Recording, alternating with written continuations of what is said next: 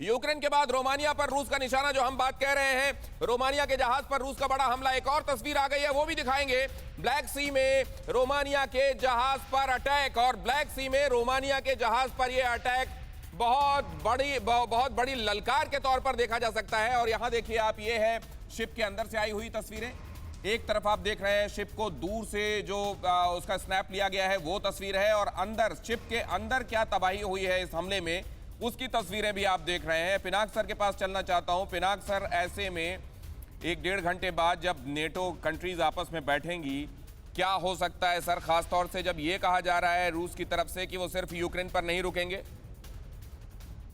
मुझे लगता है कि नेटो विचार करेंगे जरूर कि ये जहाज क्या था, किसने मारा, क्यों किया।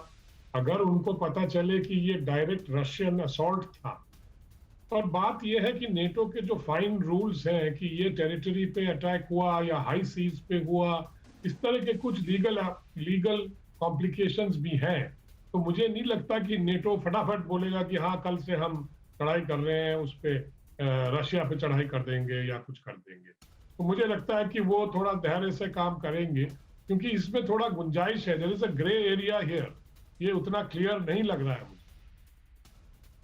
यहां पर ये ग्रे एरिया है, ये उतना क्लियर नहीं लग रहा है। पिनाक सर कह रहे हैं कि अभी नेटो इसको सीधे तौर पर अपने ऊपर आक्रमण के तौर पर नहीं लेगा, ऐसा लग रहा है। लेकिन क्या ये ऐसे ही लिया जाएगा? क्योंकि महाशक्तियों को सीधे सीधे ललकार, और उस ललकार पर अगर महाशक्तियां चुप रहती हैं, उनका संगठन चुप रहता है, तो जाहिर है ये दूसरी महाशक्ति की एक पदस्थापना के तौर पर देखा जाएगा पूरी दुनिया में। और कीव के पास समंदर में अमेरिकी आर्मी उतरी, यूक्रेन की मदद को आगे आ सकती है। यूनाइटेड स्टेट्स की फौज यूक्रेन की मदद के लिए आगे आ सकती है, यूएस की फौज। लेकिन क्या ये अगर होता भी है तो ज़ेलेंस्की पहले ही कह चुके हैं कि मेरे साथ कोई खड़ा नहीं था, अब कोई आता भी है और ऐसे आता है, तो क्या ये बहुत देर नहीं है श्रीकांत सर? Why now? पहले चीज आपने अमेरिका के बारे में जिक्र किया, लेकिन उनका जो अफगानिस्तान कैंपेन में, इराक कैंपेन में, उन्हें कुल मिलाकर कुछ $14 ट्रिलियन का खर्च हुए।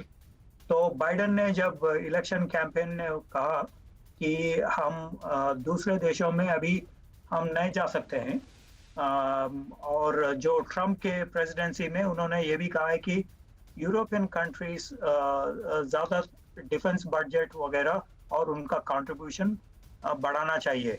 तो ये एक बैकग्राउंड है। दूसरा बैकग्राउंड ये है कि प्रेसिडेंट बाइडेन ने ये नहीं कहा कि हम आर्म फोर्सेस को इस्तेमाल करें नेटो में इस यूक्रेन के सिलसिले में। उन्होंने सिर्फ ये कहा है कि सैंक्शंस हम डालेंगे रूस के खिलाफ।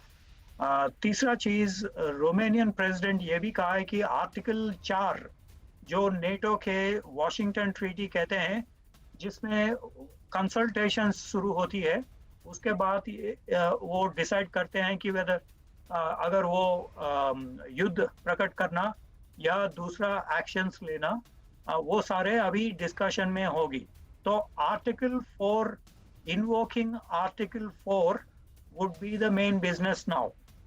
ये आपकी कही हुई बात को दोहरा देता हूं अपने दर्शकों के लिए। Invoking article 4, United Nations charter, और उसमें आर्टिकल 4 को इन्वोक करना। आर्टिकल 4 को इन्वोक कर दिया जाना मतलब ये कहना कि हमारी मेंबर कंट्री पर हमला हुआ है और ये सारे देशों पर हमले के तौर पर माना जाएगा और इसका बदला लिया जाएगा। और अगर ऐसा होता है तो नेटो क्या करेगा?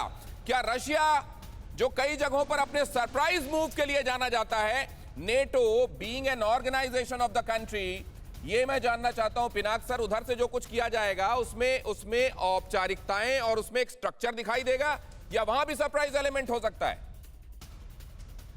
ये तो कहना मुश्किल है, वो किस तरह से रिस्पॉन्ड करेंगे, छोटा मोटा करेंगे, बड़ा करेंगे, कितना एस्केलेशन वो करना चाहते हैं इस पे, ये सारी जो ऑपरेशनल डिटेल्स हैं वो तो खैर नेटो ही तय करेगा। पर कुछ अगर उन्होंने ये अगर फैसला किया कि ये इसको हम नेटो पे हमला मान रहे हैं, तो उनको तो रिएक्शन देना पड़ेगा।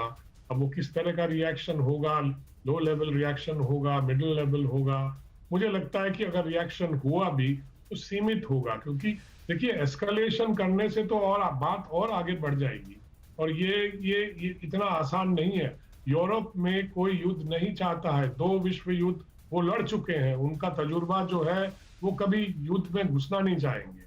इसीलिए आपने नेटो में देखा है कि फ्रांस और जर्मनी जो है वो थोड़ा सा लगाम लगाए हुए हैं कि वो नहीं चाहते नेटो को इन्वॉल्व करना, क्योंकि उनका जो हिस्टोरिकल एक्सपीरियंस है वर्ल्ड वॉर्स का वो बहुत बुरा है। उनको पता है कि क्या होगा रशिया के साथ एक भिड़ंत होने से। राइट, तो ये एक बहुत बड़े खतरे की तरफ चल निकलेगा मामला, इसलिए तमाम कंट्रीज ये जाहिर है रिस्ट्रेंट बरत रही होंगी, लेकिन आखिरकार कब तक? परवाह देश की, सोमवार से शुक्रवार रात 10 बजे TV9 भारतवर्ष पर।